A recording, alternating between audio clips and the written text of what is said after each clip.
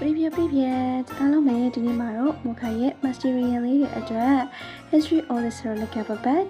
ရုရှားအခရာရဲ့ပုံလာစာသမိုင်းကြောင်းလေးတွေကိုအနည်းငယ်ညွှန်ပြချင်ပါတယ်။ရုရှားအခရာတွေကိုရုရှားနိုင်ငံကပဲစတင်ဖန်တီးခဲ့တယ်လို့ထင်ပါသလား။အဲဆိုရင်တော့ကိုထင်တာမှန်သိဖို့ဒီဗီဒီယိုလေးကိုဆုံးဖြတ်ကြည့်ပေးပါနော်။ဒီနေ့ခေတ်အသုံးပြုနေတဲ့ Cyrillic အခရာရဲ့သမိုင်းဟာလွန်ခဲ့တဲ့နှစ်ပေါင်း1000ကျော်900စုကနေစတင်ခဲ့ရပြီဖြစ်ပါတယ်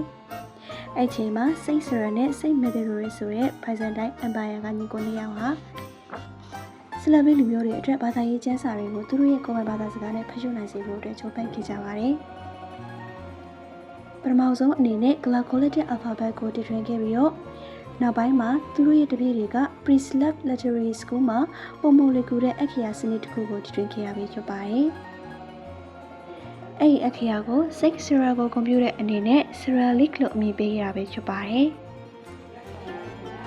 ဒီနေ့ခေတ်မှာတော့ Cyrillic အခရာကိုရုရှားနိုင်ငံအပါအဝင် Belarus, Bulgaria နဲ့ Ukraine စတဲ့နိုင်ငံတွေမှာအသုံးပြုနေကြပြီးလူပေါင်းတန်း250ကျော်ကနေ့စဉ်ရေးသားဖတ်ရှုနေကြတာပဲဖြစ်ပါတယ်။